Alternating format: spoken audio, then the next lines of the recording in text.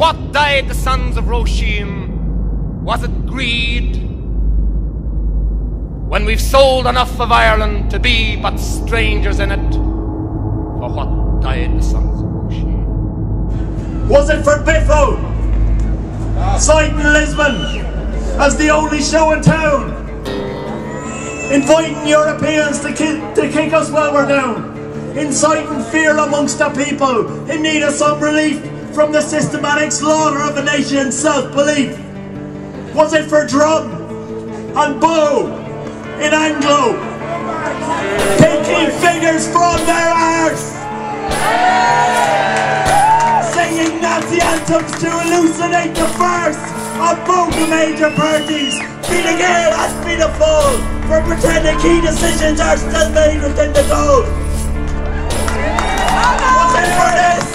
Some keepers of the peace have forgotten the translation of Angorda Síochána, or was it infiltration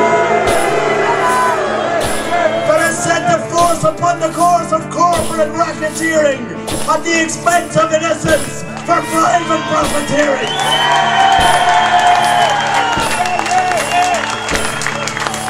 Well, the greatest crime there's ever been on this island is ongoing, as the IMF still strip us clean and bare despite our knowing.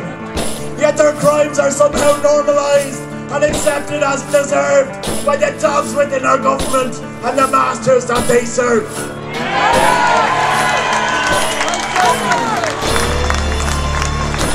Was it for the US flights of extraordinary rendition, stopping off at Shannon on the way to their perdition, as if it's nothing more than a casual decision to be complicit in the torturing of innocent civilians?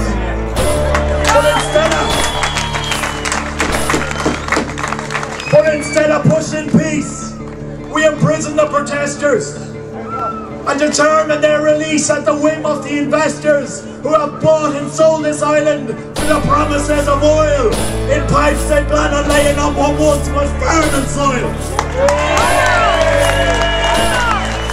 But the cows are gone, and the people are gone, and the farms, they're left to fail.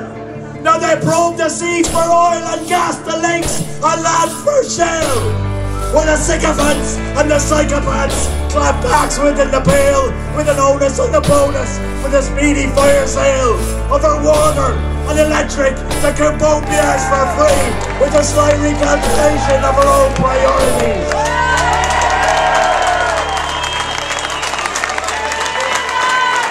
If instead of paying billions for a debt we never owed, we invested in renewables and let the future float. For this we raise our children, just to watch them up and leave as another generation educated and deceived.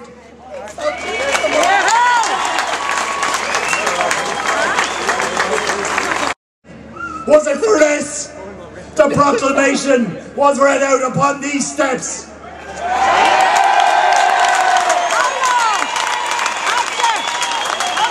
Or was it for the moment where you finally realise that all that really matters is what's right before your eyes? The simple understanding that come whatever else, you'll never know another as you learn to know yourself. And even though we come to love with everything we are, the truth is, every one of us has once been battle scarred.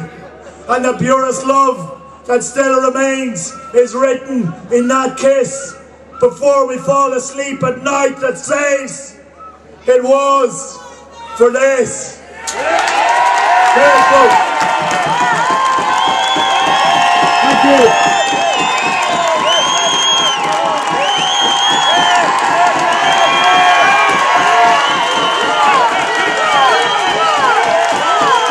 So I'll pose this to you, Enda.